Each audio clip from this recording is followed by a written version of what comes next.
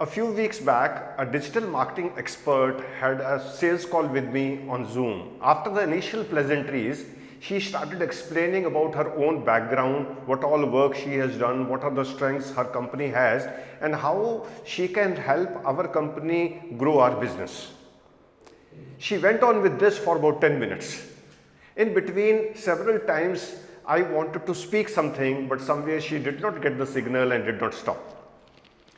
After about 12 minutes, finally I interjected, said that I have another important meeting and therefore we will need to close this call.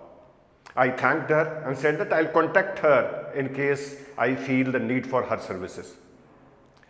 Well friends, I think you can guess what happened.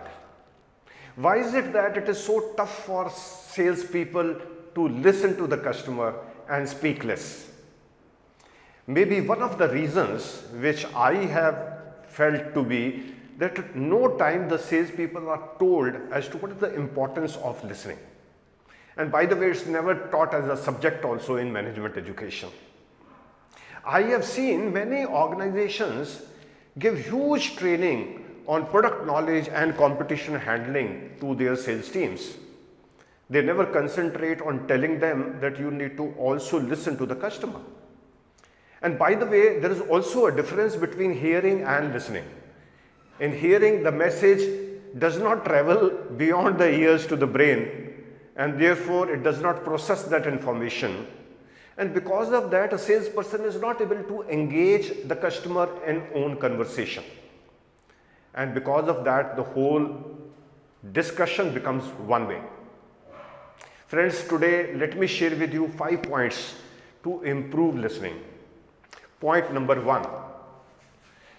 In point number 1, very important that people are told, the sales team is told that listening is a big mark of respect towards the customer. And by the way, why customer? Anyone. And once the salespeople understand that it's a mark of respect and it will give them a favorable disposition of the customer, maybe they will listen more. And this will give them a better advantage in the call. Point number 2. Often there are so many distractions which hamper our listening. Therefore, whether being in a sales call, physically or online, I must make sure that all my distractions are removed. Be it my own phone rings, be it a noise from the air conditioner or any other distraction, I must try to minimize whenever I am sitting in front of a customer so that I listen to them attentively. Point number 3. Have you come across this issue that so many times when the other person is speaking, there are some thoughts going on in my own mind, and therefore I am not able to get that message from the other person. In young days, this used to happen with me also. And then one of my mentors suggested to me that I must keep a pen and paper with me. And whenever there's any thought coming to my mind, I must immediately jot it down quietly and quickly on paper so that I can empty out my mind and thereby listen to the message from the other customer. I started practicing it and it gave me a huge advantage. I could get the message of the other person and respond to it properly. Point number 4. Most of us are told that in sales, our proposition, our offering has to be in context of the customer needs and buying criteria. Which means I need to know their need and buying criteria before I tell about my offering to them. Which means I need to listen. I need to understand. And for that, my suggestion is that salespeople must carry with them a template where they have written that what is the buying criteria of the customer, what is the need of the customer in context of whatever the salesperson is selling, and make sure that they fill it before they start talking of their own offering. This means that it will somewhere encourage them to ask questions to the customer, get answers from the customer and jot these down somewhere and only then come towards explaining own product. I think this itself will improve listening. Point number 5.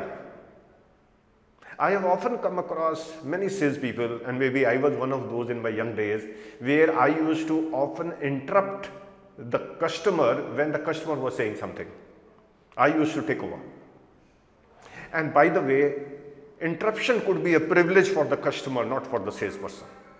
And therefore, anytime we find that the customer is interrupting us while we are speaking, I must get those cues, either verbal or not verbal, and immediately stop and invite the customer to say her own point. Maybe it has some important information for me.